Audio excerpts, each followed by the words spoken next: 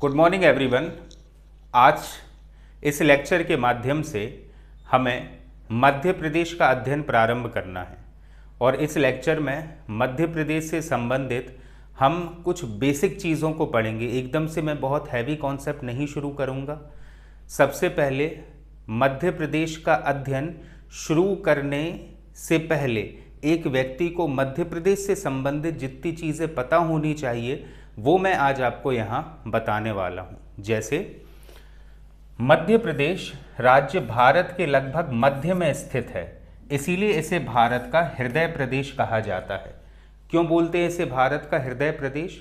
इसे भारत का हृदय प्रदेश इसीलिए कहा जाता है क्योंकि इसकी जो भौगोलिक स्थिति है वो भारत के एकदम बीचों बीच में है। यही कारण है कि इसे भारत का हृदय प्रदेश कहा जाता है।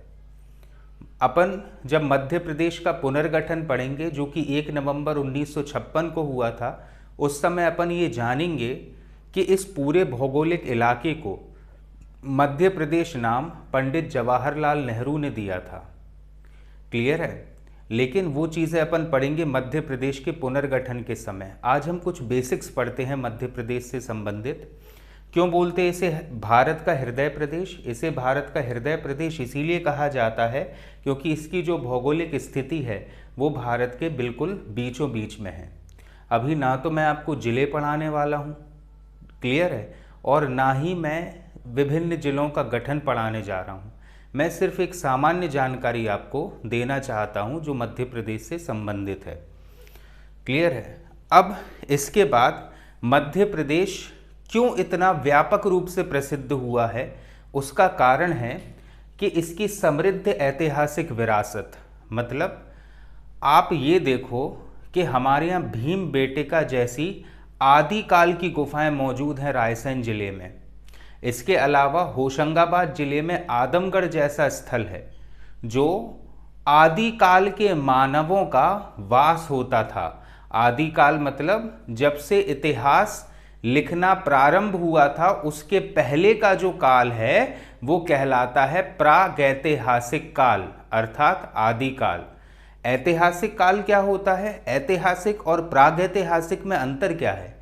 ऐतिहासिक काल उस काल को कहते हैं जब से इतिहास का लेखन प्रारंभ हुआ था, और प्रागैतिहासिक काल उस समय को कहा जाता है जब इतिहास लेखन प्रारंभ नहीं हुआ था। तो उस समय का जो मानव था वो मध्य प्रदेश के धरातल पर निवास करता था, जिसके 2 स्थल मिले हैं जो आज भी अत्यधिक लोकप्रिय हैं। एक तो है भीमबेटका जो कि रायसेन जिले में स्थित है, और दूसरा है आदमगढ़ की गुफाएं जो कि होशंगाबाद जिले में स्थित है। क्लियर है?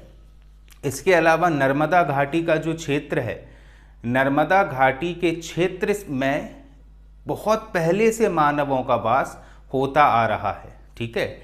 इसलिए अपनी समृद्ध ऐतिहासिक विरासत, वैविध्यपूर्ण भौगोलिक संरचना। वैविध्यपूर्ण भौगोलिक संरचना का मतलब क्या है? इसका मतलब है विविधता से परिपूर्ण। कहीं पर बड़े बड़े पहाड़ हैं तो कहीं पर नर्मदा घाटी का समतल इलाका जो कि काफ़ी निचला इलाका है। इसके अलावा कुछ बंजर इलाके हैं जिन्हें बीहड़ कहा जाता है। ये वाला जो इलाका है ना भिंड मुरैना का, ये बीहड़ वाला इलाका है। ठीक है? मध्य का अगर आप इलाका ले लो तो ये हो जाएगा नर्मदा सोन घाटी का क्षेत्र। ऊपर आ जाएगा यहाँ पर विंध्याचल पर्वत, नीचे सतपुड़ा पर्वत। तो एक ही प्रदेश में इतनी ज़्यादा भौगोलिक विविधताएं हैं। यही कारण है कि मध्य प्रदेश अपनी वैविध्यपूर्ण भौगोलिक संरचना के लिए भी प्रसिद्ध है। इसके बाद प्राकृतिक सौंदर्य। प्राकृतिक सौंदर्य तो मध्य प्रदेश के रग रग में बसा हुआ है, क्योंकि आप किसी भी इलाके में चले जाओ वो इलाका किसी अन्य इलाके से भौगोलिक रूप से विविध ही होगा या उसमें विविधता पाई जाएगी, और यही विविधता मध्य प्रदेश में एक प्राकृतिक सौंदर्य का रूप निर्धारित करती है। तो 3 चीज़ें क्या हो गई? समृद्ध ऐतिहासिक विरासत, वैविध्यपूर्ण भौगोलिक संरचना और प्राकृतिक सौंदर्य एवं व्यापक जैव विविधता। अब ये सारी चीज़ें एक दूसरे से रिलेटेड हैं। जब भूमि पर विभिन्न प्रकार की भौगोलिक संरचनाएं होंगी, तो उन भौगोलिक संरचनाओं के कारण अलग अलग प्रकार के फ्लोरा और फौना होंगी, मतलब अलग अलग प्रकार के जीव जंतु पाए जाएंगे। इसीलिए यहाँ पर व्यापक जैव विविधता भी विद्यमान है। आप पचमढ़ी का इलाका देख लो, होशंगाबाद जिले का पचमढ़ी, ये तो जैव विविधता की दृष्टि से बहुत ज़्यादा आवश्यक क्षेत्र है।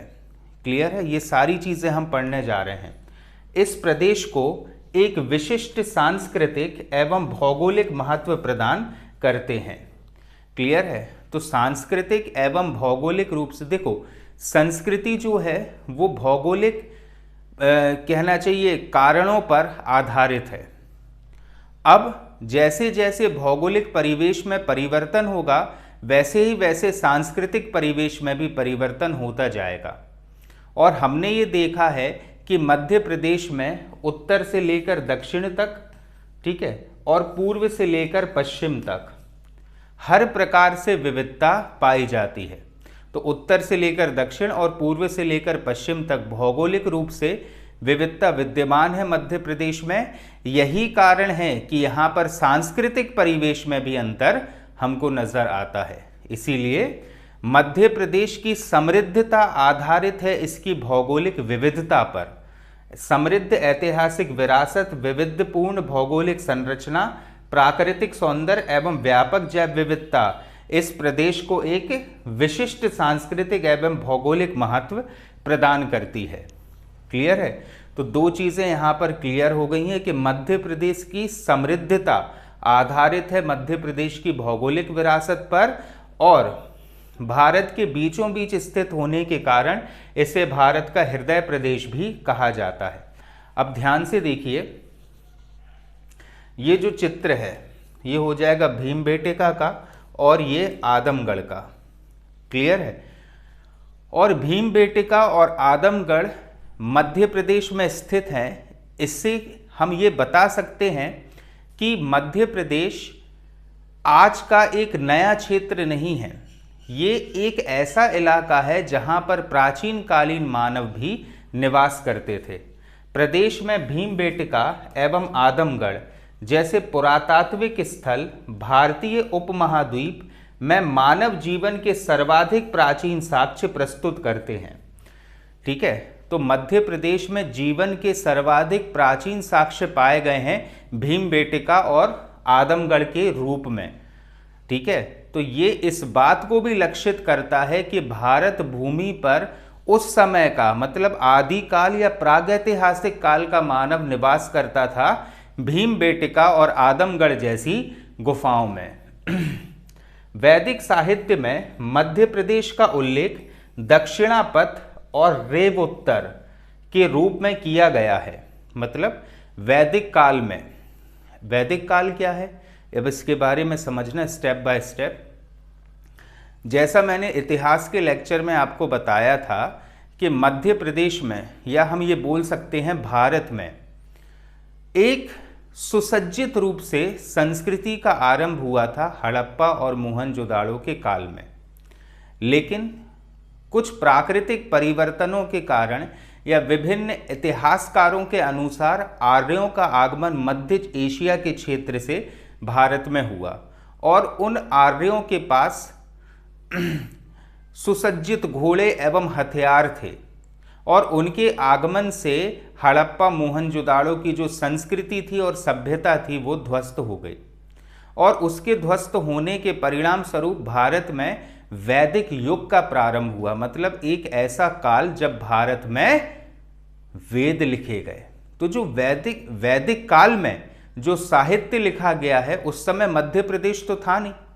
हम कब की बात कर रहे हैं? हम हड़प्पा मोहनजोदाड़ो के जस्ट बाद की बात कर रहे हैं, जब मध्य प्रदेश जैसा कोई भी इलाका भारत में नहीं था। भौगोलिक रूप से तो था, लेकिन आज राजनीतिक रूप से जो मध्य प्रदेश है ऐसा कुछ भी सृजित नहीं हुआ था। तो उस काल में या उस काल का जो साहित्य था उसमें मध्य प्रदेश की भूमि का उल्लेख किस नाम से हुआ था? तो वो हुआ था दक्षिणापथ और रेवोत्तर के नाम से। दक्षिणापथ और रेवोत्तर, ये मैं बता देता हूं आपको, ये मैंने इतिहास में आपको बहुत अच्छे से एक्सप्लेन किया था कि प्राचीन काल एवं मध्य काल में उत्तर भारत और दक्षिण भारत के बीच में जो विभाजन की रेखा है वो मानी जाती थी विंध्याचल पर्वत। और ये जो विंध्याचल पर्वत है ये मध्य प्रदेश को भी दो अलग अलग भागों में विभाजित करता है। तो इसके जो दक्षिण का इलाका था वो था दक्षिणापथ। क्या बोलते थे इसे कहा जाता था दक्षिणापथ। और विंध्याचल के नीचे से ही बहती है नर्मदा नदी। कौन सी नदी बहती है? नर्मदा नदी। और ये जो नर्मदा नदी है ना, इसी नदी को कहा जाता है रेवा। क्या बोलते हैं नर्मदा नदी को? रेवा। प्राचीन कालीन नाम क्या था नर्मदा का? रेवा। तो रेवोत्तर मतलब रेवा नदी के उत्तर का जो क्षेत्र हो गया वो कहलाया रेवोत्तर का क्षेत्र। इसीलिए प्राचीन कालीन या वैदिक साहित्य में मध्य प्रदेश के दो नाम हैं। कौन कौन से? दक्षिणापथ, ये दक्षिण वाला इलाका मध्य प्रदेश का, और रेवोत्तर मतलब नर्मदा नदी के ऊपर वाला इलाका क्या कहलाया? रेवोत्तर का क्षेत्र। अब वर्तमान मध्य प्रदेश मतलब आज का जो मध्य प्रदेश है, 6ठी शताब्दी ईसा पूर्व में अवंती महाजनपद का भाग था जिसकी राजधानी उज्जैनीय थी, जिसे आज हम उज्जैन के नाम से जानते हैं। क्लियर है? तो 6वीं शताब्दी में जो पूरा भारत था, ये जो मैप आप देख रहे हो, ये 6वीं शताब्दी का भारत था जिसमें 16 महाजनपदें थी। कितनी महाजनपदों में विभाजित था? 16 महाजनपदों में, जैसे कुरु, पांचाल, सूरसेन, मत्स्य, अवंती, चेदी, वत्स, कोसल, मल्ल, काशी, वैदेही, अंग, मगध, अस्मक, ये सारी महाजनपदें हुआ करती थी। राज्य नहीं थे। पूरा भारत 16 महाजनपदों में विभाजित था। कब? 6वीं शताब्दी ईसा पूर्व में। कब की बात कर रहे हैं हम बात कर रहे हैं 6वीं शताब्दी ईसा पूर्व में, जब पूरा भारत 16 महान जनपदों में विभाजित था। उस समय 6वीं शताब्दी में मध्य प्रदेश किस महाजनपद का हिस्सा था? तो ये था अवंती महाजनपद का। ठीक है? और मध्य प्रदेश में ही थी चेदी महाजनपद। लेकिन उस समय की जो राजधानी थी वो थी उज्जैनीय, जिसे आज हम किस नाम से जानते हैं? आज हम इसे उज्जैन के नाम से जानते हैं। क्लियर है? इसके बाद मध्य प्रदेश एक स्थलबद्ध या लैंडलॉक्ड राज्य है। इसका तात्पर्य है मध्य प्रदेश की जो सीमा है वो ना तो किसी अन्य पड़ोसी देश को स्पर्श करती है और ना ही किसी समुद्री सीमा को स्पर्श करती है। इसीलिए मध्य प्रदेश के परिप्रेक्ष्य में क्या कहा जाता है कि मध्य प्रदेश एक स्थलबद्ध या लैंडलॉक्ड राज्य है जिसकी सीमा ना तो किसी समुद्र को और ना ही किसी पड़ोसी देश को स्पर्श करती है। इसके अलावा सतपुड़ा एवं विंध्याचल पर्वत श्रृंखलाओं से आच्छादित मतलब घिरा हुआ यह प्रदेश अनेक नदियों का उद्गम स्थल है। नर्मदा, सोन, चंबल, ये बड़ी बड़ी प्रमुख नदियों का उद्गम मध्य प्रदेश से ही होता है। बिल्कुल टेंशन मत लेना, इतना डिटेल में पढ़ाऊंगा और ऐसा पढ़ा दूंगा कि आपको रट जाएगा। ठीक है? अभी तो हम सिर्फ एक सामान्य सा, या कहना चाहिए एक मैक्रो लेवल पर नज़र डाल रहे हैं मध्य प्रदेश पर। ठीक है? तो सतपुड़ा एवं विंध्याचल पर्वत श्रृंखलाओं से आच्छादित यह प्रदेश अनेक नदियों का उद्गम स्थल है। इसीलिए इसे नदियों का मायका भी कहा जाता है। क्या कहा जाता है इसे? नदियों का मायका। एक बार इस मैप को देखो, यह है मध्य प्रदेश का भौगोलिक ढांचा। ये जो आप पर्वत श्रृंखला देख रहे हो ना, ये कौन सी है? यह है विंध्याचल पर्वत श्रृंखला। ये सारी चीज़ें तुमको मिल गई हैं स्टडी मटेरियल में। ठीक है? और ये वाला जो इलाका है, इतना यहाँ से ही शुरू कर लो, जो डार्क ग्रीन में दिया है, ये पूरी सतपुड़ा पर्वत श्रृंखला है जिसकी अलग अलग श्रेणियाँ हैं, जैसे राजपीपला श्रेणी, गवालीगढ़ श्रेणी, महादेव श्रेणी और मैकल श्रेणी। और इसी सतपुड़ा पर्वत श्रृंखला की जो महादेव श्रेणी है इसी पर अवस्थित है पचमढ़ी, जो कि मध्य प्रदेश का एकमात्र हिल स्टेशन है। ठीक है, तो अब ध्यान से देखो कि विंध्याचल पर्वत ऊपर है, सतपुड़ा पर्वत नीचे है, और यहीं पे से बहुत सी नदियों का उद्गम होता है इन्हीं क्षेत्रों से। इसीलिए मध्य प्रदेश को क्या कहा गया है? नदियों का मायका कहा जाता है। क्लियर हुई ये बात? चलिए, नर्मदा, ताप्ती, क्षिप्रा, चंबल, सोन आदि नदियां न केवल यहाँ की धार्मिक सांस्कृतिक परंपरा की पोषक हैं, बल्कि इन्होंने सिंचाई एवं बहुउद्देशीय परियोजनाओं के माध्यम से प्रदेश की कृषि एवं औद्योगिक विकास में महत्वपूर्ण भूमिका निभाई है। क्लियर है? अब आप देखो कि हर नदी के तट पर कोई ना कोई धार्मिक स्थल जरूर अवस्थित है एवं हर नदी पर किसी न किसी प्रकार की बहुउद्देशीय परियोजनाएं जरूर बनाई गई हैं। कारण क्या है? कारण ये है कि हमारी सभ्यता और संस्कृति का जो प्रारंभ है वो नदियों से ही होता है। नदियों के तट पर व्यक्तियों ने सबसे पहले निवास करना शुरू किया और नदियों को ईश्वर पूज्य या ईश्वर के रूप में पूजा। इसीलिए किसी न किसी प्रकार का धार्मिक स्थल आपको नदियों के तट पर ज़रूर मिलेगा। और आज के औद्योगिक युग में बहुउद्देशीय परियोजनाओं के माध्यम से इन नदियों का जो पानी है उस पर बांध बनाए जाते हैं और उसका यूटिलाइजेशन किया जाता है विभिन्न औद्योगिक क्षेत्रों में। इसीलिए यहाँ पर इस प्रकार से दिया गया है। तो मध्य प्रदेश को क्या कहा जाता है? नदियों का मायका। विंध्याचल की लोकेशन क्लियर, सतपुड़ा की लोकेशन क्लियर। ठीक है, ये मेंस पॉइंट ऑफ व्यू से आपको बहुत काम में आएगा। प्रीलिम्स में तो आएगा ही आएगा, मेंस में बहुत काम में आएगा। अब भारत के मध्य में स्थित यह प्रदेश लगभग आयताकार है। मतलब ज्योमेट्रिकल जो ढांचा है मध्य प्रदेश का वो कैसा है? मध्य प्रदेश का ज्योमेट्रिकल ढांचा आयताकार है। ठीक है, जिसका उत्तर से दक्षिण, अब आप ध्यान से देखो यहाँ पर, इसका उत्तर से दक्षिण की ओर विस्तार 605 किलोमीटर का है। कितना है ये? ये है 605 किलोमीटर का। तथा पूर्व से पश्चिम की ओर विस्तार 870 किलोमीटर का है। तो अब पूर्व से पश्चिम की ओर विस्तार ले लो, यह है सिंगरौली और यहाँ पर आ जाएगा अलीराजपुर। सिंगरौली हो गया एकदम पूर्वी क्षेत्र मध्य प्रदेश का ये वाला, ठीक है, और अलीराजपुर एकदम पश्चिमी क्षेत्र। और यहाँ पर ध्यान देना, ये हो गया उत्तर नॉर्थ, दक्षिण साउथ, यहाँ पर आ जाएगा पूर्व मतलब ईस्ट, और यहाँ पर आ जाएगा वेस्ट, ठीक है, मतलब पश्चिम। तो मध्य प्रदेश का एकदम पूर्वी क्षेत्र कौन सा हो जाएगा? सिंगरौली। और मध्य प्रदेश का एकदम पश्चिमी क्षेत्र हो जाएगा अलीराजपुर। और सिंगरौली और अलीराजपुर की अगर हम दूरी मापें तो ये कम से कम होती है 870 किलोमीटर की, ठीक है। इसलिए मध्य प्रदेश का पूर्व से लेकर पश्चिम तक विस्तार हो जाएगा 870 किलोमीटर का, और उत्तर से लेकर दक्षिण तक का विस्तार हो जाएगा 605 किलोमीटर का। ये चीज़ आपको याद रखना है। क्लियर है? और इसका भौगोलिक ढांचा कैसा है? लगभग आयताकार है, पूर्ण आयताकार नहीं है, लगभग आयताकार है। क्योंकि अगर हम इसके एंड पॉइंट्स को जोड़ें ना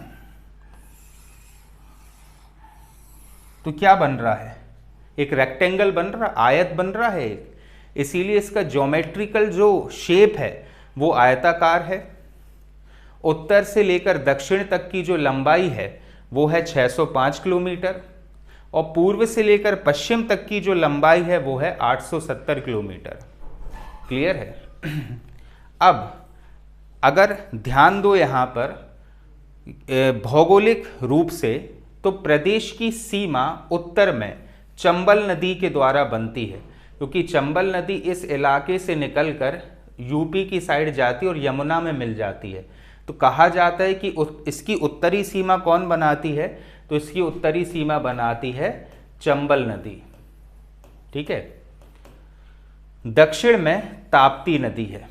क्लियर है। तो ये वाला जो इलाका हो जाएगा ना दक्षिण का, ये किसका है? ताप्ती नदी का। एक मिनट,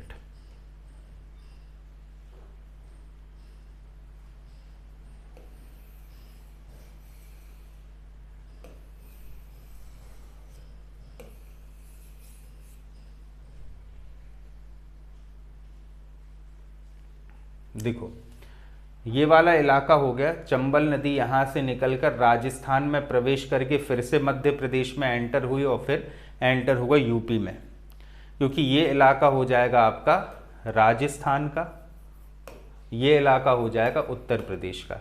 तो कुछ इस प्रकार से अपने कहना चाहिए कि पथ का अनुसरण करती है चंबल नदी, इसीलिए कहा जाता है कि इसकी उत्तरी सीमा कौन बनाती है?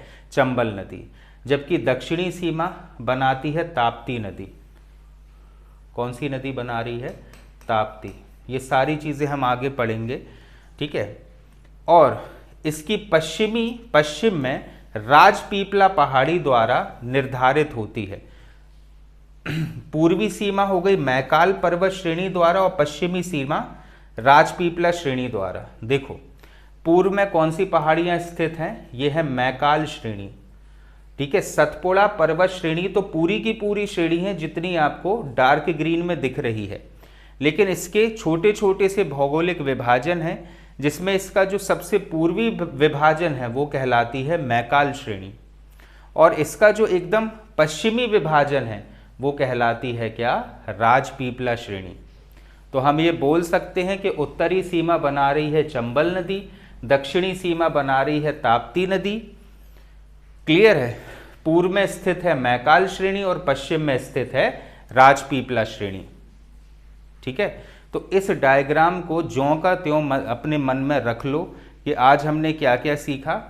उत्तरी सीमा चंबल नदी, दक्षिणी सीमा ताप्ती नदी, पूर्वी सीमा मैकाल पर्वत श्रेणी और पश्चिमी सीमा राजपीपला श्रेणी। और ये राजपीपला, गवालीगढ़, महादेव और मैकाल, ये सब किसके हिस्से हैं? तो ये सब सतपुड़ा पर्वत श्रेणी के ही हिस्से हैं, क्लियर है। अब ध्यान दो वर्ल्ड के इस मैप पर। जिन्होंने ज्योग्राफी पढ़ ली है पहले, उनको ये चीज़ बहुत अच्छे से क्लियर होगी, और जिन्होंने नहीं पढ़ी उनको मैं बहुत अच्छे से ज्योग्राफी करा दूंगा, ऐसी कि सोते से भी मैं कोई उठाएगा तो आप कंसेप्ट याद रखोगे, ठीक है। लेकिन अभी Madhya Pradesh point of view से एक छोटा सा कंसेप्ट समझ लो। क्या है? पूरी पृथ्वी का अध्ययन करने के लिए पृथ्वी को अलग अलग रेखाओं में विभाजित किया है, जिसमें से जो पैरेलल लाइंस हैं, ठीक है, ये वाली,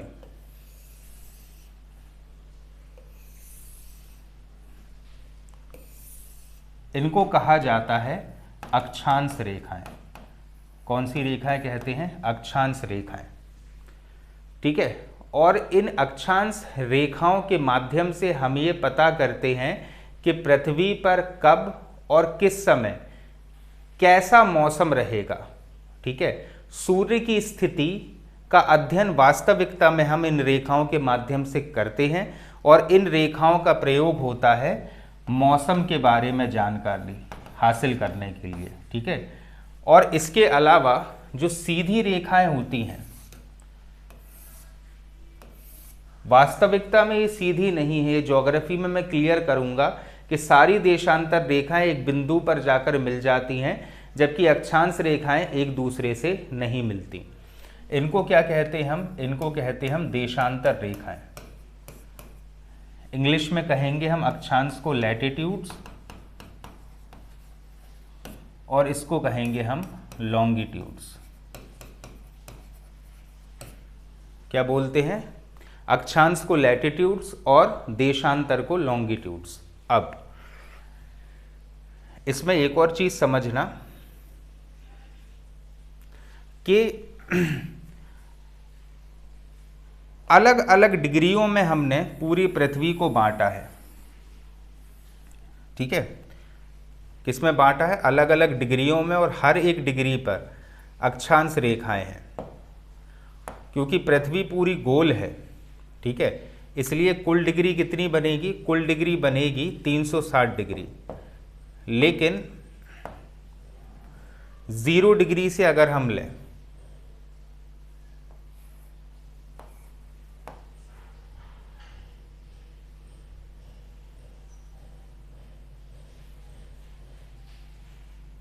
ध्यान से देखना,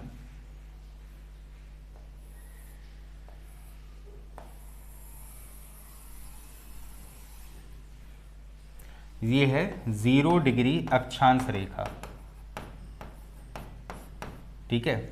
और ये जो 0 डिग्री अक्षांश रेखा है, इसी को ही हम कहते हैं इक्वेटर। क्या कहते हैं इसे हम, इक्वेटर कहा जाता है, ठीक है। और ये जो 0 डिग्री अक्षांश रेखा है, अर्थात जो हमारा इक्वेटर है, ये पूरी पृथ्वी को 2 गोलार्धों में विभाजित करता है। एक हो जाएगा इक्वेटर के या 0 डिग्री अक्षांश के ऊपर वाला जो हिस्सा है वो कहलाएगा उत्तरी गोलार्ध। क्या बोलेंगे इसे, इसे कहा जाएगा उत्तरी गोलार्ध। और 0 डिग्री अक्षांश रेखा के दक्षिण में जो क्षेत्र है, इसको कहा जाएगा दक्षिणी गोलार्ध।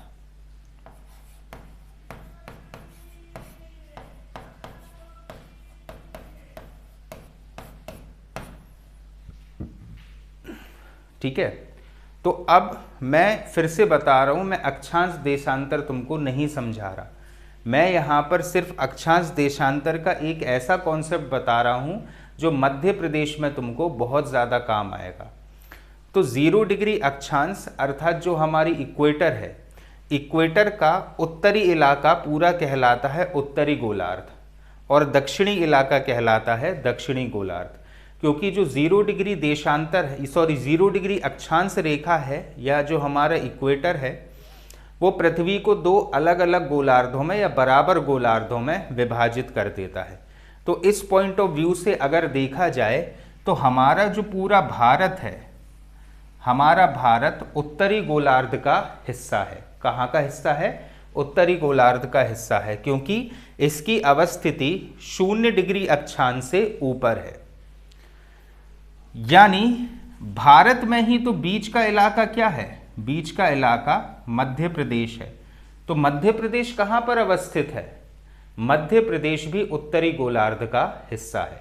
तो एक चीज अब आपको क्लियर हो गई है यहाँ पर कि चूंकि भारत की अवस्थिति इक्वेटर से ऊपर है, मतलब 0 डिग्री अक्षांश से ऊपर है, इसलिए भारत एवं मध्य प्रदेश दोनों हिस्से हैं कहाँ के, 0 डिग्री कहाँ के, उत्तरी अक्षांश के हिस्से हैं, क्योंकि इन दोनों की अवस्थिति कहाँ है, 0 डिग्री अक्षांश अर्थात इक्वेटर से ऊपर। ठीक है, ये एक कॉन्सेप्ट है। ठीक है, अब दूसरा कॉन्सेप्ट समझना।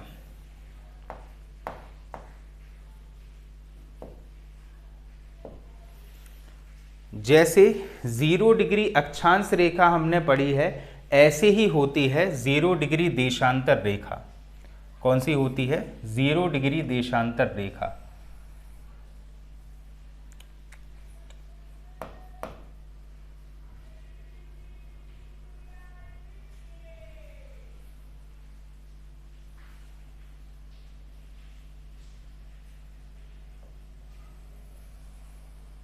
ये तो एशिया का मैप है एक्चुअल में, ठीक है, लेकिन फिर भी समझ लो, ये मैप जो है वर्ल्ड का नहीं है, ये मैप एशिया का है।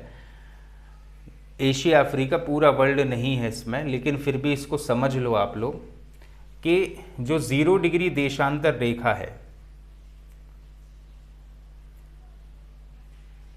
यहाँ पे से ये वाला जो क्षेत्र है, ये क्षेत्र कौन सा है, ये क्षेत्र आ जाएगा आपका ब्रिटेन का। ठीक है, और इसके पश्चिम में आ जाएगा अमेरिका, क्योंकि ये एशिया का पर्टिकुलर मैप है जिस पर मैं समझा रहा हूँ। जो 0 डिग्री देशांतर रेखा है, ठीक है, वो पृथ्वी को 2 अलग अलग गोलार्धों में ही विभाजित करती है, लेकिन ये वाला पूरा क्षेत्र हो जाएगा पूर्वी गोलार्ध का क्षेत्र। कौन सा क्षेत्र हो जाएगा ये हो जाएगा पूर्वी गोलार्ध का क्षेत्र। और इस 0 डिग्री देशांतर, इस 0 डिग्री देशांतर के पश्चिम में जो क्षेत्र आएगा जिसमें अमेरिका वगैरह आ जाएंगे, वो हो जाएगा कौन सा, वो हो जाएगा आपका पश्चिमी गोलार्ध का क्षेत्र। कौन सा क्षेत्र हो जाएगा वो हो जाएगा पश्चिमी गोलार्ध का क्षेत्र। अब यहां पे अगर तुम ध्यान दोगे तो 0 डिग्री देशांतर, ठीक है, जिसे एक अन्य नाम से जाना जाता है, इसे बोलते हैं अंतर्राष्ट्रीय समय रेखा, क्योंकि इसी रेखा के बिहाफ पर पूरी दुनिया के समय का निजात किया जाता है। ठीक है, अब समय का जो कॉन्सेप्ट है वो अपन ज्योग्राफी में पढ़ेंगे, लेकिन यहाँ पर सिर्फ हमको क्या कॉन्सेप्ट पढ़ना है, यहाँ पर हमको ये कॉन्सेप्ट पढ़ना है कि मध्य प्रदेश की इस देशांतर के अनुसार अवस्थिति क्या है। तो ये 0 डिग्री देशांतर ने भी पूरी पृथ्वी को पूर्वी और पश्चिमी भाग में विभाजित किया है। अब इस 0 डिग्री देशांतर के अनुसार भारत की जो लोकेशन है वो आती है कहाँ पर, पूर्वी गोलार्ध वाले क्षेत्र में। अमेरिका में होते तो अमेरिका आ जाता पश्चिमी गोलार्ध में, लेकिन भारत आ रहा है कहाँ पर, पूर्वी गोलार्ध में। तो इतना तो हमारे लिए क्लियर हो गया कि मध्य प्रदेश भी कहाँ पर आएगा, मध्य प्रदेश भी आएगा पूर्वी गोलार्ध में। यानी कि अगर हमें बताना है कि मध्य प्रदेश की भौगोलिक अवस्थिति कहाँ है, तो मध्य प्रदेश सबसे पहले तो उत्तरी अक्षांश, मतलब जो हमारी इक्वेटर थी, विषुवत रेखा थी, विषुवत रेखा अर्थात इक्वेटर अर्थात 0 डिग्री अक्षांश रेखा के ऊपर आता है, इसलिए आ गया कहां पर, उत्तरी अक्षांश में। लेकिन 0 डिग्री देशांतर रेखा अर्थात अंतरराष्ट्रीय समय रेखा के पूर्व में आएगा, इसीलिए यहां पर पूर्वी देशांतर,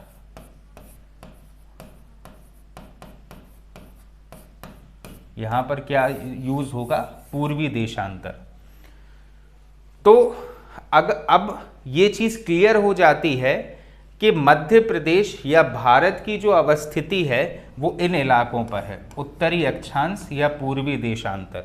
उत्तरी अक्षांश में क्यों है, उत्तरी अक्षांश में इसीलिए है क्योंकि ये विषुवत रेखा अर्थात 0 डिग्री अक्षांश के ऊपर आता है। पूर्वी देशांतर में क्यों है, क्योंकि ये 0 डिग्री देशांतर के पूर्व में आता है। अब बस हमें डिग्री और चाहिए कि ये कितने डिग्री पर है और ये कितने डिग्री पर है, जिसका यूज करके हम वर्ल्ड के मैप पर जो वास्तविक लोकेशन है मध्य प्रदेश की उसे डिटरमाइन कर सकते हैं। तो एक छोटा सा कॉन्सेप्ट था किसका, अक्षांश और देशांतर रेखाओं का। जो बड़ा वाला कॉन्सेप्ट है वो हम ज्योग्राफी में पढ़ेंगे। ठीक है, अब ध्यान से अगर देखो तो यहां पर अब ये चीज तो तुमको क्लियर हो गई कि उत्तरी अक्षांश क्या कहलाता है और पूर्वी देशांतर क्या कहलाता है।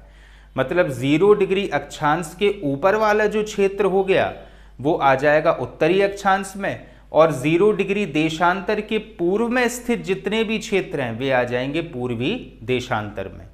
ठीक है, इसके अलावा भी कोई डाउट अगर आ रहा है तो कॉल करके मुझे पूछ लो। ठीक है, अब ध्यान दो यहां पर इस डायग्राम पर ध्यान से देखना। यहां पे आपको एक बहुत अच्छा कॉन्सेप्ट समझाऊंगा। मध्य प्रदेश की लोकेशन तो आपको क्लियर हो गई होगी, ये वाला क्षेत्र कौन सा है आपका, मध्य प्रदेश का। ठीक है, मध्य प्रदेश अक्षांशीय दृष्टि से उत्तरी गोलार्ध तथा देशांतरीय दृष्टि से पूर्वी गोलार्ध में विस्तृत है।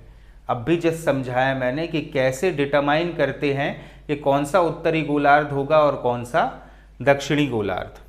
मध्य प्रदेश का कुल क्षेत्रफल 3,08,245 वर्ग किलोमीटर का है। कितने का है, 3,08,245 वर्ग किलोमीटर का। कुछ किताबों में आपको ये मिलेगा 3,08,252 वर्ग किलोमीटर का। उसका भी एक कॉन्सेप्ट है, वो अपन आगे पढ़ेंगे। यह देश के कुल क्षेत्रफल का 9.38% है। कितना है? 9.38%। अगर कुल भारत से कंपेयर किया जाए मध्य प्रदेश को, तो मध्य प्रदेश कितना है? 9.38% है। ठीक है। अब अगर यहाँ पर ध्यान से देखो तो ये विस्तार दिया गया है पूर्वी देशांतर और मतलब पूर्वी देशांतर का, और ये अक्षांशों का विस्तार दिया गया है। दक्षिणी बिंदु इसको लिया जाता है कौन सा? बुरहानपुर का क्षेत्र, ये उत्तरी बिंदु है। तो यहाँ पर जो अक्षांश आ जाएंगे वो हो जाएगा मध्य प्रदेश का अक्षांशीय विस्तार। क्या बोलेंगे इसे? मध्य प्रदेश का अक्षांशीय विस्तार, जो हम मध्य प्रदेश के भूगोल में देखेंगे। और अलीराजपुर के क्षेत्र से लेकर सिंगरौली तक का जो क्षेत्र है, ठीक है, ये हो जाएगा मध्य प्रदेश का देशांतरीय विस्तार। क्या हो जाएगा ये?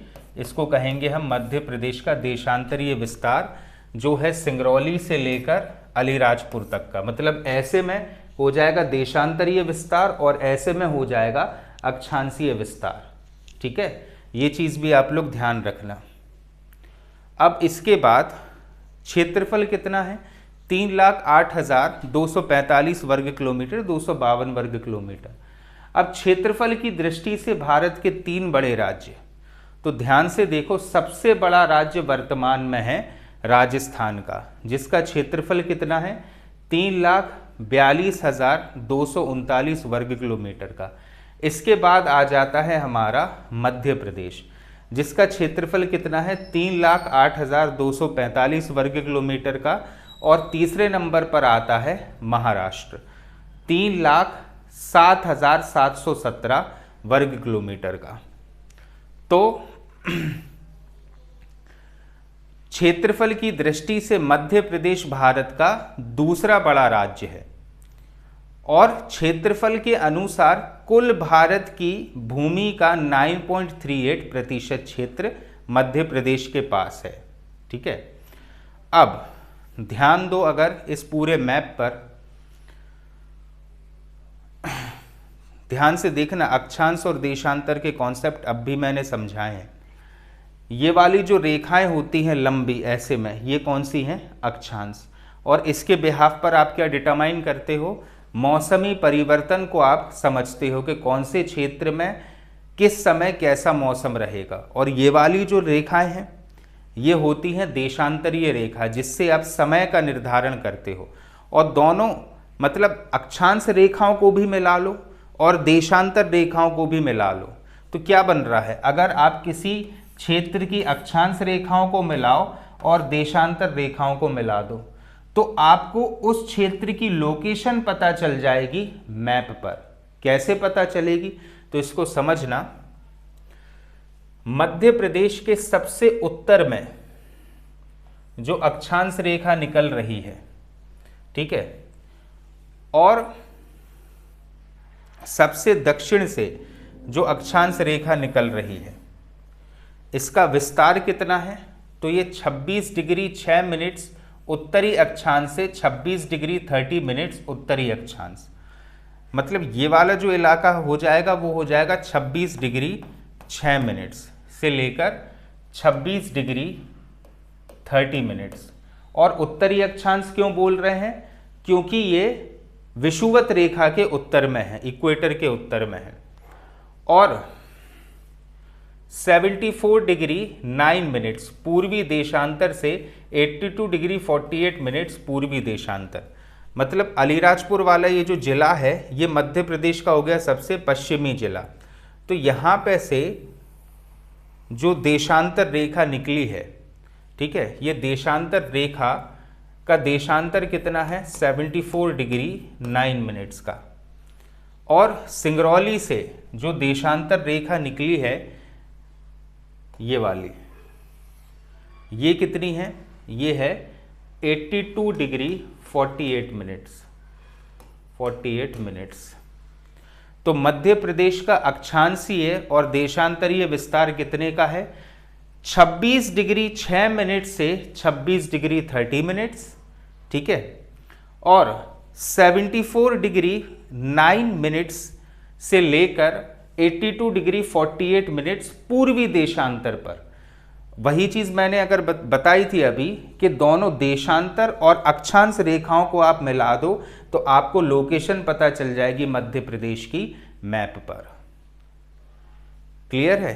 अब ये जो डिग्रीज का कॉन्सेप्ट है, ये डिग्रीज कैसे आई हैं, ये डिग्रीज अपन ज्योग्राफी में पढ़ेंगे कि ये डिग्रीज को डिटरमाइन कैसे किया जाता है।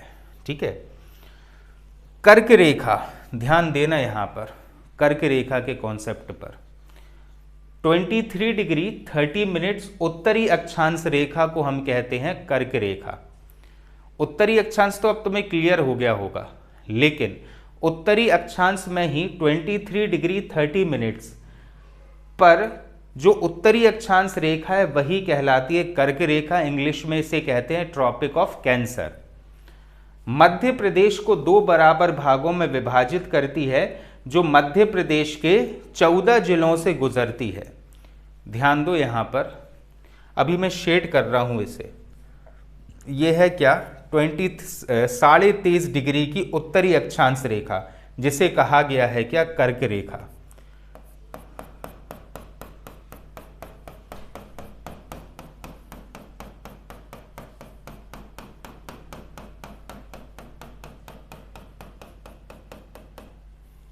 ठीक है, अब तुम जोड़ लो ये कर्क रेखा कितने जिलों से निकल रही है।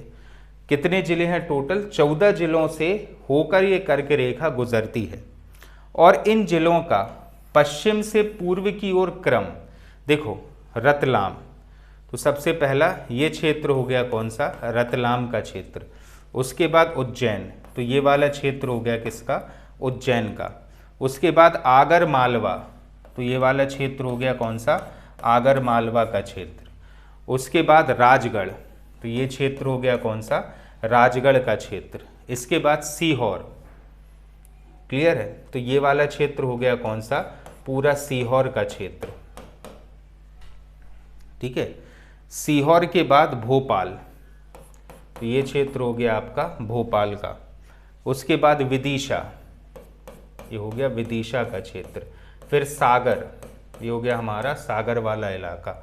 उसके बाद दमोह, ठीक है। फिर कटनी, उमरिया, ठीक है, जबलपुर, शहडोल, ठीक है। तो ये 14 जिले हो गए जिन 14 जिलों को स्पर्श करती हुई कर्क रेखा गुजर रही है। इसको भी ध्यान रखना है। और कर्क रेखा है क्या?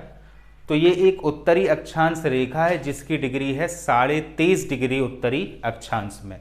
ऐसे ही 23.5 डिग्री आप दक्षिणी अक्षांश में जाओगे तो वहां पर आपको ट्रॉपिक ऑफ कैप्रिकॉर्न मिलेगा। क्लियर है? उसका कॉन्सेप्ट अभी दिमाग से निकाल दो। मैं बार बार कह रहा हूं ये सारे कॉन्सेप्ट हम ज्योग्राफी में पढ़ेंगे। अभी हम सिर्फ ज्योग्राफी के उन पहलुओं को टच कर रहे हैं जो हमें Madhya Pradesh point of view से इंपॉर्टेंट है। इसके अलावा भी कोई डाउट हो तो आप मुझे कॉल करके पूछ लो, ठीक है। अब भारत की एक प्रधान समय रेखा भी है, और जैसे हमने अभी ये डिस्कस किया था कि हम समय का निर्धारण कैसे करते हैं, देशांतर रेखा से, और वे लंबी रेखाएं होती हैं। तो भारत सरकार ने 82.5 डिग्री पूर्वी देशांतर, क्योंकि भारत में तो सिर्फ कौन सा देशांतर आएगा? पूर्वी देशांतर। तो ये वाली जो रेखा है ये कौन सी है? ये है 82.5 डिग्री पूर्वी देशांतर रेखा,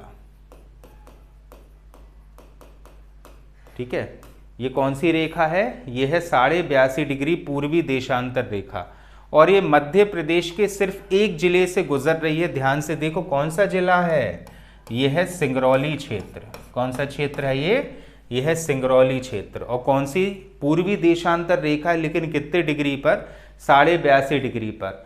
और इसे ही भारत सरकार ने अपनी मानक समय रेखा का दर्जा दिया है, ठीक है। तो भारत की मानक समय रेखा अथवा भारत की मध्याह्न रेखा, और वो क्या है? 82.5 डिग्री पूर्वी देशांतर रेखा मध्य प्रदेश के एकमात्र जिले सिंगरौली से होकर गुजरती है। प्रदेश में पूर्वी और पश्चिमी सीमांत में लगभग 34 मिनट का अंतर होने के कारण अब पूर्वी और पश्चिमी सीमांत, सीमांत मतलब जहां पर प्रदेश की सीमा का अंत हो रहा है, तो अगर इसकी पूर्वी सीमा देखें तो एकदम पूर्वी क्षेत्र कौन सा हो जाएगा, सिंगरौली का। और अगर मध्य प्रदेश का पश्चिमी क्षेत्र देखें तो एकदम पश्चिमी जिला कौन सा हो जाएगा, अलीराजपुर का। कौन सा हो जाएगा, अलीराजपुर का। और सिंगरौली के समय और अलीराजपुर के समय में 34 मिनट का अंतर है। कितने मिनट का अंतर है, 34 मिनट का अंतर है। ठीक है। अंतर होने के कारण अलीराजपुर सबसे पश्चिमी जिला एवं सिंगरौली सबसे पूर्वी जिले में लगभग आधे घंटे का अंतर है। इसका तात्पर्य यह है कि सिंगरौली में आधे घंटे पहले सूर्योदय हो जाएगा और अलीराजपुर में आधे घंटे बाद सूर्योदय होगा। क्लियर है। और जो भारत की मानक समय रेखा है जिसे बोलते हैं 82.5 डिग्री पूर्वी देशांतर रेखा, वो मध्य प्रदेश के सिर्फ एक जिले अर्थात सिंगरौली से होकर गुजरती है। तो ये वाला कॉन्सेप्ट भी आप लोग ध्यान में रखना। अब अपन पढ़ते हैं मध्य प्रदेश के विभिन्न राजकीय चिन्हों के बारे में। सबसे पहला राजकीय चिन्ह है 24 स्तूप, या हम ये बोल सकते मध्य प्रदेश का राजकीय चिन्ह क्या है, तो 24 स्तूप की बाहरी आकृति के मध्य, ये जो आप आकृति देख रहे हो इसमें ये सब क्या बने हैं, ये स्तूप बने हुए हैं जो सांची के स्तूप का प्रतीक हैं। और ये इनकी संख्या कितनी है टोटल, इनकी संख्या है 24। सबसे बाहरी इलाके में जो स्तूप बने हैं उनकी संख्या है 24। बाहरी आकृति के मध्य गेहूं और धान की बालियां, ये देखो आप ध्यान से, ये हो गई गेहूं और धान की बालियां। ठीक है। तथा बरगद वृक्ष के ऊपर अशोक स्तंभ। अब इसके अंदर चले जाओ तो ये कौन सा वृक्ष है, ये है बरगद का वृक्ष, और बरगद के वृक्ष के ऊपर ये है अशोक स्तंभ। और यहां पर लिखा हुआ है मध्य प्रदेश शासन और नीचे लिखा हुआ है सत्यमेव जयते। तो ये है मध्य प्रदेश का राजकीय चिन्ह। कैसे डिफाइन करोगे कि 24 स्तूप की बाहरी आकृति के मध्य गेहूं और धान की बालियां जिसमें मध्य प्रदेश शासन एवं सत्यमेव जयते लिखा हुआ है, और उसके अंदर एक बरगद का पेड़ है जिसके ऊपर अशोक स्तंभ बना हुआ है। ये है मध्य प्रदेश का राजकीय चिन्ह। अब अपन बात करते हैं मध्य प्रदेश के राजकीय वृक्ष की, तो वो है बरगद। कौन सा है ये, बरगद। और इसका बायोलॉजिकल नाम भी आपको अनिवार्य रूप से याद रखना है, और इसका बायोलॉजिकल नाम है फाइकस वैनगेलेंसिस। क्या है इसका बायोलॉजिकल नाम, फाइकस वैनगेलेंसिस। ठीक है, बार बार दोहराओगे, डेली रिवाइज करोगे तो ये चीज आपको याद हो जाएगी। अब अपन बात करते हैं मध्य प्रदेश के राजकीय पशु की, तो ये है बारहसिंगा। लेकिन कौन सी प्रजाति का, ब्रैडरी प्रजाति का बारहसिंगा। ठीक है। और इसका बायोलॉजिकल नाम क्या है, इसका बायोलॉजिकल नाम है रूसर्वस डुवाउसिली। क्या है, रूसर्वस डुवाउसिली। ये भी आपको ध्यान में रखना है। अब हम बात करते हैं मध्य प्रदेश के राजकीय पक्षी के बारे में, तो इसके दो नाम है पर्टिकुलरली। इसे कहा जाता है दूधराज या शाह ए बुलबुल। क्या कहते हैं इसे, इसे कहा जाता है दूधराज या शाह ए बुलबुल। और इसका जो बायोलॉजिकल नाम है वो है पैराडाइज फ्लाई कैचर। क्या है इसका बायोलॉजिकल नाम, इसका बायोलॉजिकल नाम है पैराडाइज फ्लाई कैचर। ठीक है। अब इसके बाद हम पढ़ते हैं मध्य प्रदेश की राजकीय मछली, और ये है महाशीर। कौन सी है ये, महाशीर। और इसका बायोलॉजिकल नाम है टॉर प्यूटीटोरा। क्या है इसका बायोलॉजिकल नाम, टॉर प्यूटीटोरा। कब घोषित हुई है, 2011 में इसे मध्य प्रदेश की राजकीय मछली का दर्जा दिया गया। मध्य प्रदेश का राजकीय पुष्प, तो मध्य प्रदेश का राजकीय पुष्प है सफेद लिली।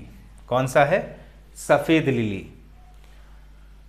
और इसका बायोलॉजिकल नाम क्या है? इसका बायोलॉजिकल नाम है लिलियम कैंडिडम। क्या है इसका बायोलॉजिकल नाम? लिलियम कैंडिडम। ठीक है, इसके बाद हम फोकस करते हैं मध्य प्रदेश के राजकीय खेल के बारे में, और मध्य प्रदेश का राजकीय खेल है मलखंब। कौन सा है? मलखंब। और ये कब घोषित हुआ है? तो ये 2013 में घोषित हुआ। अब हम बात करते हैं मध्य प्रदेश के राजकीय नृत्य के बारे में। तो मध्य प्रदेश का राजकीय नृत्य है राई, और इसका संबंध किस क्षेत्र से है? तो इसका संबंध है बुंदेलखंड क्षेत्र से। ठीक है, इसके बाद हम बात करते हैं मध्य प्रदेश के राजकीय फल की। तो मध्य प्रदेश का राजकीय फल है आम, जिसका बायोलॉजिकल नाम है मैंगीफेरा इंडिका। क्या है इसका बायोलॉजिकल नाम? इसका बायोलॉजिकल नाम है मैंगीफेरा इंडिका। ठीक है, अब मध्य प्रदेश की राजकीय फसल क्या है? तो मध्य प्रदेश की राजकीय फसल है सोयाबीन, और इसका बायोलॉजिकल नाम क्या है? इसका बायोलॉजिकल नाम है ग्लाइसिन मैक्स। क्या बोलते इसे? इसे कहा जाता है ग्लाइसिन मैक्स। मध्य प्रदेश का राजकीय नाट्य, नाट्य मतलब नाटक, राजकीय नाट्य है माच, और ये किस क्षेत्र से संबंधित है? ये है मालवा क्षेत्र से संबंधित। मध्य प्रदेश का राजकीय गान क्या है? सुख का दाता सबका साथी, शुभ का ये संदेश है, माँ की गोद पिता का आश्रय, मेरा मध्य प्रदेश है। और इसके रचयिता कौन है? श्री महेश श्रीवास्तव, वर्ष 2010 में। क्लियर है? अब बहुत इंपॉर्टेंट चीज और बहुत कंफ्यूजिंग चीज भी है ये, मध्य प्रदेश एवं इसके सीमावर्ती राज्य। ठीक है, तो मध्य प्रदेश की सर्वाधिक सीमा उत्तर प्रदेश को स्पर्श करती है। सबसे पहले तो ये चीज याद रखना है। फिर अब हमें यह पढ़ना है कि उत्तर प्रदेश के कौन कौन से जिले हैं जो मध्य प्रदेश की सीमा को स्पर्श करते हैं। ठीक है, तो मध्य प्रदेश की सीमा को स्पर्श करने वाले उत्तर प्रदेश के जिले, क्लियर है? ध्यान से देखते जाना। सबसे पहला आगरा। देखो ये वाला जो मैप है ना, ये पूरा ये यूपी का मैप है। कौन सा क्षेत्र है ये है उत्तर प्रदेश का क्षेत्र। ठीक है, और ये वाला जो इलाका है ये है मध्य प्रदेश का, ये लिखा हुआ है यहां पर मध्य प्रदेश, मध्य प्रदेश।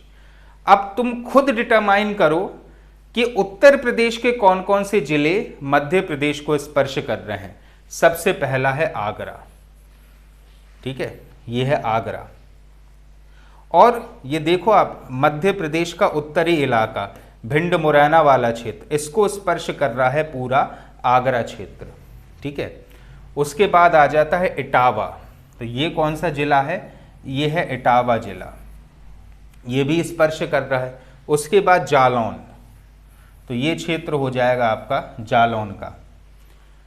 फिर आ जाएगा झांसी, तो ये इलाका है आपके झांसी का, ग्रीन कलर का जो क्षेत्र है। उसके बाद ललितपुर, ये है ललितपुर वाला क्षेत्र। ठीक है, फिर महोबा, तो ये इलाका हो जाएगा तुम्हारा महोबा का। उसके बाद हमीरपुर, ठीक है, तो ये इलाका हो गया तुम्हारा हमीरपुर का। ठीक है, और ये छोटी सी सीमा जो है ये स्पर्श कर रही है किसे? मध्य प्रदेश को। उसके बाद आ जाएगा बांदा। ठीक है, तो ये क्षेत्र हो जाएगा किसका? बांदा का क्षेत्र। फिर चित्रकूट, अगर तुम ध्यान दोगे ना तो चित्रकूट जो है आधा यूपी में है, आधा एमपी के सतना जिले में है, तो चित्रकूट की सीमा भी स्पर्श कर रही है। चित्रकूट के बाद प्रयागराज, मतलब हमारा इलाहाबाद। ठीक है, इसके बाद मिर्ज़ापुर, तो ये वाला क्षेत्र कौन सा हो गया? ये क्षेत्र हो गया मिर्ज़ापुर का।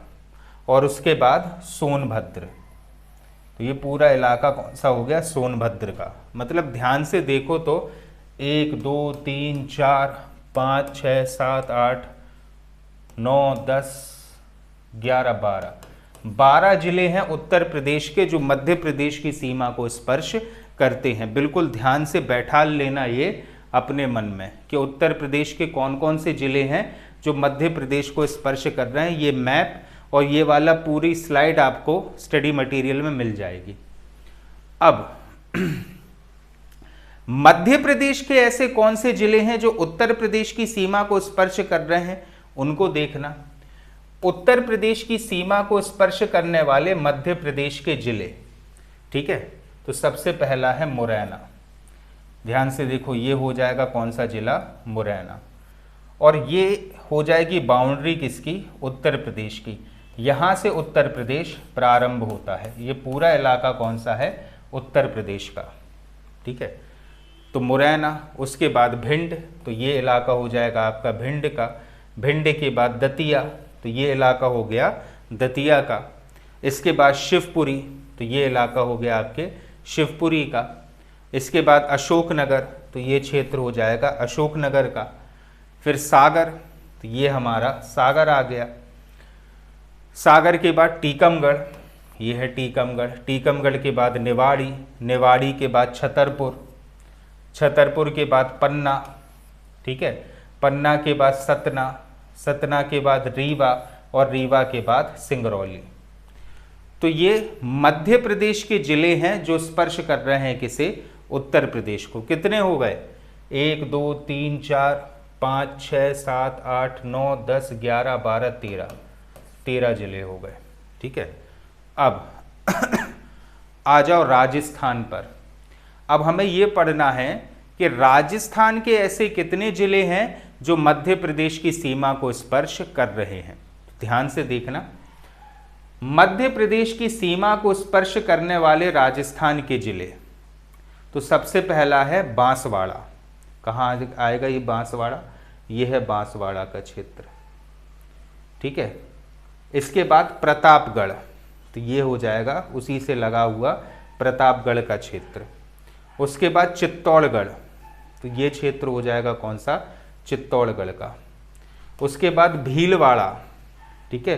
ये छोटी सी सीमा भीलवाड़ा की स्पर्श कर रही है किसे, मध्य प्रदेश को। उसके बाद कोटा, तो ये इलाका हो जाएगा कौन सा, कोटा का क्षेत्र। फिर आ जाएगा झालावाड़, तो ये क्षेत्र हो जाएगा कौन सा, झालावाड़ का क्षेत्र। फिर बारां, तो ये क्षेत्र हो जाएगा आपके बारां का क्षेत्र। उसके बाद सवाई माधोपुर, तो ये क्षेत्र है आपके सवाई माधोपुर का। फिर करौली, तो ये क्षेत्र है करौली का।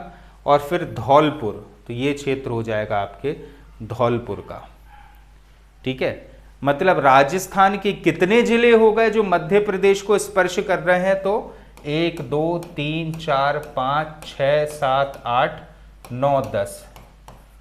राजस्थान के 10 जिले हैं जो मध्य प्रदेश को स्पर्श करते हैं। अब इसी का ही जस्ट उल्टा, मध्य प्रदेश के कितने जिले हैं जो राजस्थान को स्पर्श करते हैं। ये है मैप मध्य प्रदेश का और यहां से सीमा प्रारंभ हो रही है किसकी, राजस्थान की। ये पूरा इलाका कौन सा है, ये पूरा इलाका है आपका राजस्थान का, ठीक है। तो सबसे पहले मुरैना, हाँ भाई मुरैना स्पर्श कर रहा है। मुरैना के बाद श्योपुर, श्योपुर भी स्पर्श कर रहा है। उसके बाद शिवपुरी, शिवपुरी भी स्पर्श कर रहा है। इसके बाद गुना, गुना भी स्पर्श कर रहा है। फिर है राजगढ़, हाँ राजगढ़ ने भी स्पर्श किया। फिर आगर मालवा, ये वाला आगर मालवा ने भी स्पर्श किया। उसके बाद रतलाम, हाँ रतलाम ने भी स्पर्श किया। फिर नीमच और मंदसौर, ये हो गया नीमच, ध्यान से देखना नीमच, और ये हो गया मंदसौर, इन दोनों ने भी स्पर्श किया। और फिर आ जाता है झाबुआ, झाबुआ ने भी स्पर्श किया किसे, राजस्थान की सीमा को। यानी अगर ओवरऑल देखें तो कितने जिले हो गए, तो 1 2 3 4 5 6 7 8 9 10। और यहाँ पे कितने थे, यहाँ पे भी 10 थे और यहाँ पे भी 10 हैं।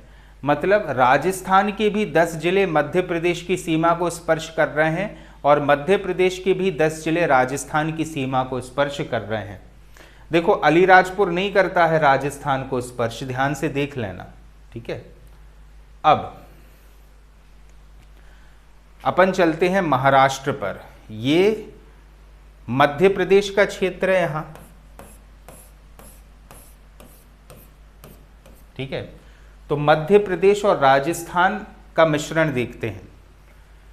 मध्य प्रदेश की सीमा को स्पर्श करने वाले महाराष्ट्र के जिले, मतलब महाराष्ट्र के कौन कौन से जिले मध्य प्रदेश की सीमा को स्पर्श कर रहे हैं, ध्यान से देखना। नंदुरबार, ये वाला क्षेत्र हो गया आपका नंदुरबार का, ठीक है। उसके बाद धुले, तो ये क्षेत्र हो गया आपका धुले का। फिर जलगांव, तो ये क्षेत्र हो गया आपका जलगांव का। उसके बाद बुल्ढाना, तो ये क्षेत्र हो गया आपके बुल्ढाना का। फिर अमरावती, तो ये क्षेत्र हो गया आपके अमरावती का। नागपुर, ये क्षेत्र हो गया नागपुर का। भंडारा, ये क्षेत्र हो गया आपके भंडारा का। गोंदिया, तो ये क्षेत्र हो गया गोंदिया का। यानी कितने जिले हो गए महाराष्ट्र के जो मध्य प्रदेश को स्पर्श कर रहे हैं? तो 1 2 3 4 5 6 7 8, महाराष्ट्र के 8 जिले हैं जो मध्य प्रदेश की सीमा को स्पर्श कर रहे हैं। अब मध्य प्रदेश के कौन कौन से जिले हैं जो महाराष्ट्र की सीमा को स्पर्श करते हैं? ध्यान से देखो, ये है पूरा क्षेत्र किसका? महाराष्ट्र का, जो यहां से शुरू होता है। और ऊपर जो रंगीन में आपको दिख रहा होगा वो हो जाएगा हमारा मध्य प्रदेश। ध्यान से देखो, सबसे पहले बालाघाट, ये हो गया हमारा बालाघाट। सिवनी, ये हो गया सिवनी। छिंदवाड़ा, ये हो गया छिंदवाड़ा। बैतूल, ये हो गया बैतूल। खंडवा, ये हो जाएगा खंडवा। बुरहानपुर, ये हो जाएगा बुरहानपुर। खरगोन, तो ये हो गया खरगोन। बड़वानी, तो ये हो जाएगा हमारा बड़वानी। अलीराजपुर, तो ये हो गया अलीराजपुर, ठीक है। तो कितने जिले हो गए? 1 2 3 4 5 6 7 8 9।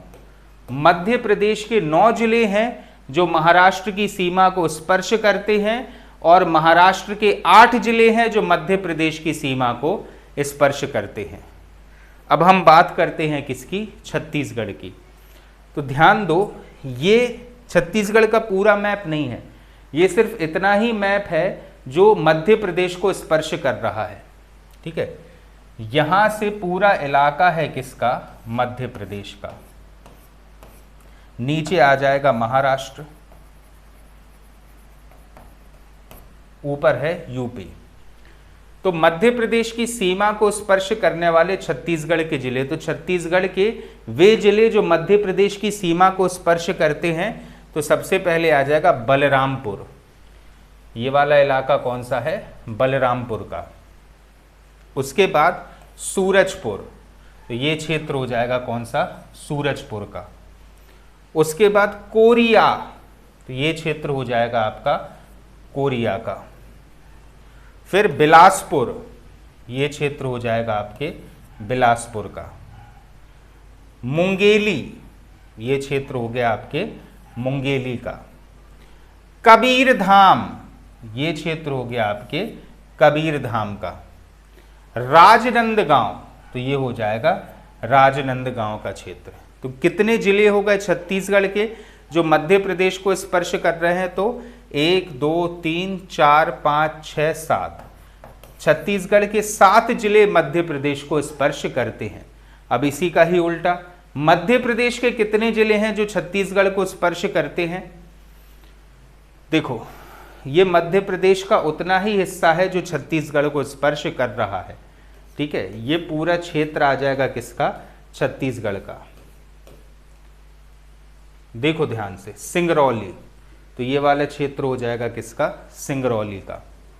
इसके बाद सीधी, तो ये क्षेत्र हो जाएगा आपके सीधी का। फिर शहडोल, तो ये क्षेत्र हो जाएगा शहडोल का। अनूपपुर, ये क्षेत्र हो जाएगा अनूपपुर का। डिंडोरी, तो ये क्षेत्र हो जाएगा डिंडोरी का। उसके बाद मंडला, ये क्षेत्र हो गया आपके मंडला का। फिर बालाघाट, ये क्षेत्र हो गया बालाघाट का। क्लियर है? तो कितने जिले हो गए? 1 2 3 4 5 6 7। तो मध्य प्रदेश के 7 जिले हैं जो छत्तीसगढ़ को स्पर्श करते हैं और छत्तीसगढ़ के भी 7 जिले हैं जो मध्य प्रदेश को स्पर्श करते हैं। ठीक है। अब मध्य प्रदेश की सीमा को स्पर्श करने वाले गुजरात के जिले, मतलब गुजरात के ऐसे कितने जिले हैं जो मध्य प्रदेश को स्पर्श कर रहे हैं? सिर्फ 2 ही जिले हैं, एक है दाहोद और एक है छोटा उदयपुर। ध्यान से देखो, ये वाला इलाका है मध्य प्रदेश का जो स्पर्श कर रहा है किसे? गुजरात को। तो 2 जिले हैं, एक ये हो गया दाहोद और एक हो गया छोटा उदयपुर। तो ये दाहोद और छोटा उदयपुर गुजरात के 2 ऐसे जिले हैं जो मध्य प्रदेश को स्पर्श करते हैं। अब मध्य प्रदेश के वे जिले जो गुजरात को स्पर्श कर रहे हैं, ये वाला मैप हो गया किसका? गुजरात का। ठीक है। तो एक हो गया झाबुआ और एक हो गया अलीराजपुर। ये है झाबुआ और ये है अलीराजपुर। ये 2 मध्य प्रदेश के ऐसे जिले हैं जो गुजरात को स्पर्श कर रहे हैं। यानी 2 गुजरात के जिले मध्य प्रदेश को स्पर्श करते हैं और 2 मध्य प्रदेश के जिले गुजरात को स्पर्श करते हैं। अब ध्यान देना यहां पर, सिंगरौली जिला, ठीक है, ये वाला क्षेत्र आ जाएगा कौन सा? सिंगरौली का। ठीक है। सिंगरौली क्या है कि उत्तर प्रदेश व छत्तीसगढ़ दोनों की सीमा को स्पर्श करता है। कौन? सिंगरौली। ऊपर स्पर्श कर रहा है ये यूपी को और नीचे स्पर्श कर रहा है छत्तीसगढ़ को। ठीक है। झाबुआ जिला राजस्थान और गुजरात दोनों राज्यों की सीमा को स्पर्श करता है। ये है झाबुआ जिला और यहाँ पर आ जाएगा राजस्थान और ये है गुजरात, दोनों की सीमा को स्पर्श कर रहा है। बालाघाट जिला, ये है बालाघाट। ठीक है। बालाघाट जो जिला है ये छत्तीसगढ़ को भी स्पर्श कर रहा है और महाराष्ट्र को भी स्पर्श कर रहा है। ठीक है। इसके बाद अलीराजपुर जिला, ये हो गया अलीराजपुर, और अलीराजपुर गुजरात को भी स्पर्श कर रहा है और महाराष्ट्र को भी स्पर्श कर रहा है। मुरैना एवं शिवपुरी उत्तर प्रदेश और राजस्थान दोनों राज्यों को स्पर्श करते हैं। यह है मुरैना और यह है शिवपुरी।